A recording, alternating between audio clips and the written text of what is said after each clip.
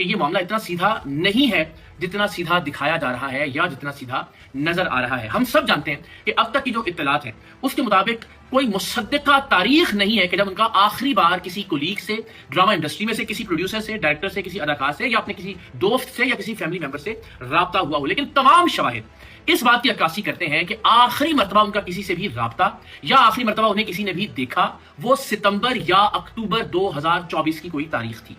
یعنی اب سے تقریباً 8-9 مہینے پہلے. یہ بھی مصدقہ خبر ہے کہ جس فلیٹ میں وہ رہائش پذیر تھی، اس پر بھی آگے چل کر میں کچھ باتیں آپ سے عرض کروں گا، اس فلیٹ کی بجلی اکتوبر 2024 سے منقطع کر دی گئی تھی. تو کسی بھی انسان کے لیے کراچی جیسے شہر کے اندر وہاں کے موسم کے مطابق یہ ناممکن تھا کہ وہ بجلی کے بغیر اکتوبر سے لے کر اب تک جون جولائی تک کسی بھی طرح سے سروائیو کر سکتا، جبکہ ایسے کوئی شواہد نہیں ملے کہ انہوں نے کوئی کنڈا لگایا ہو یا کہیں کسی ہمسائے سے بجلی لی ہو یا کوئی جنریٹر یا بیک اپ بجلی کا کوئی انتظام ہو. تو یہ طے شدہ فیکٹ ہے کہ اکتوبر 2024 سے ان کے اس اپارٹمنٹ میں بجلی نہیں تھی جہاں سے ان کی لاش ملی ہے. دوسری بات یہ بھی طے شدہ فیکٹ ہے کہ جو ہے جہاں وہ ان کی میت تھی، ان کی لاش موجود تھی، وہاں سے جو فون ملا اس کے علاوہ اب تک کوئی دوسرا فون ان سے لنکڈ نہیں ہے. تو جو فون ان سے ملا اس کے مطابق آخری کال جو ہے وہ بھی ستمبر 2024 میں کی گئی.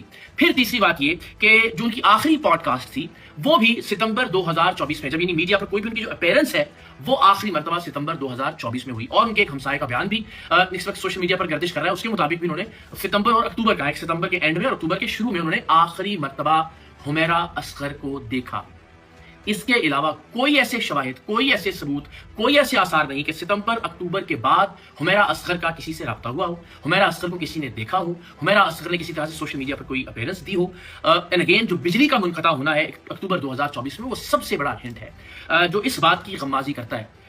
ہماری بہت سارے کرائم رپورٹر سے بات بھی ہوئی اور جس کرائم رپورٹر کو میں بہت آتھینٹک سمجھتا ہوں اور میں سمجھتا ہوں کہ ان کی کرائم سے متعلق جو کراچی میں گرپ ہے وہ بہت شاندار ہے اور وہ ہے نذیر شاہ. ان کے مطابق بھی یہ لاش 15-20 دن پرانی نہیں تھی، یہ لاش مہینہ 2 مہینہ پرانی بھی نہیں تھی، یہ لاش کم سے کم 8-9 مہینے پرانی ہو سکتی ہے.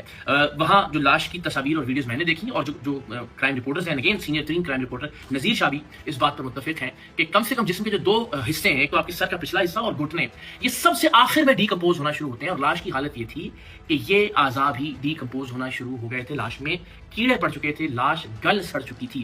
سو ظاہر ہے اگر یہ 15-20 دن 25 دن پرانا، مہینہ 2 مہینہ پرانا معاملہ ہوتا تو شاید لاش کی اسمیل ارد گرد کے لوگوں کو اپنی طرف متوجہ کرتی اور لوگ بتاتے پولیس کو. لیکن ایسا نہیں ہوا. پولیس نے کسی کے کہنے پر وہاں کارروائی نہیں کی. عدالتی بیلف نے فلیٹ خالی کروانے کے لیے پولیس کے ساتھ اس جگہ پر جا کر کارروائی کی اور اس کے نتیجے میں انکشاف ہوا کہ یہاں ایک لڑکی کی لاش موجود ہے.